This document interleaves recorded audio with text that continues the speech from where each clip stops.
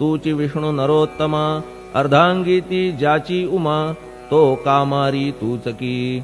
तू नरदेहधारी परमेश्वर, तू ज्ञाननभीचा दिनकर, तू दयेचा सागर, भवरोगा औषधी तू.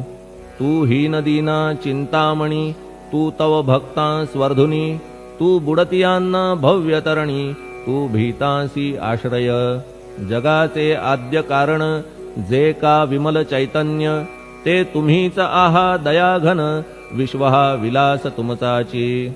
आपण जन्मरहित मृत्यूहीना आपण प्रत, तेच अखेर कळून येत पूर्ण विचारे शोधिता. जन्म आणि मरण ही दोन्ही अज्ञानजन्य, दोहोपासून अलिप्त आपण मुळीच महाराजा. पाणी झऱ्यात प्रगटले म्हणून का तेथ उपळले, ते पूर्वीच होते पूर्ण भरले, आले मात्र आतुनी. खाचेत आले जीवन म्हणून लागले अभिधान, जरा ऐसे तिज लागून जलाभावी खाचची. लागला आणि आटला हे मुळी ठावे न जला, का की जल खाचेला देत नव्हते महत्व मुळी. खाचेसी मात्र अभिमान जीवनाचा परिपूर्ण, म्हणून ते आटता दारुण दैन्यावस्था येतिसी. नरदेह ही खाच खरी, शुद्ध चैतन्य विमलवारी, खाचा अनंत होती जरी, तरी न पालट तोयाचा.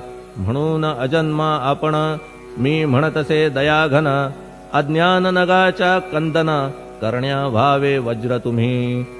ऐशा खाचा आजवर बहुत झाल्या भूमीवर, हल्ली अजून होणार पुढेही कालावस्थेने. त्या प्रत्येक खाचे प्रत निराळे नावरूप मिळत, जेणे करून जगतात ओळख त्यांची पटतसे. आता चैतन्याप्रत मी तू म्हणणे ना उचित, का की जेथे न संभवते द्वैत, तेची चैतन्य निश्चये. आणि व्याप्ती चैतन्याची अवघ्या जगाठाई साची, मग मी तू या भावनेची संगत कैशी लागते. जलमेघ गर्भीचे एकपणे एक साचे, अवतरणे भूवरी होता त्याचे, भेद होती अनेक. जे गोदेच्या पात्रात ते गोदा म्हणून वाहिले जात, जे पडे कूपात तैसीन त्याची योग्यता.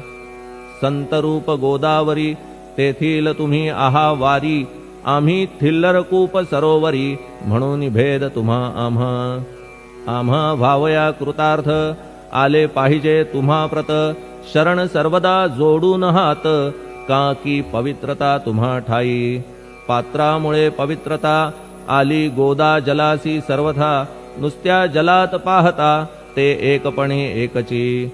पात्र गोदावरीचे जे का ठरले पवित्र साचे, ते ठरण्यात भूमीचे गुणदोष झाले साह्य पहा.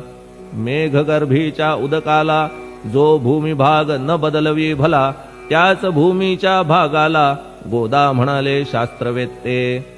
इतरत्र जे जल पडले त्याने पदगुणा स्वीकारले, रोगी कडू खारट झाले मूळचे गोड असुनी. तैसे गुरुवरा आहे येथ, षडरिपूंची न घाण जेथ, त्या पवित्र पिंडांप्रत संत अभिधान.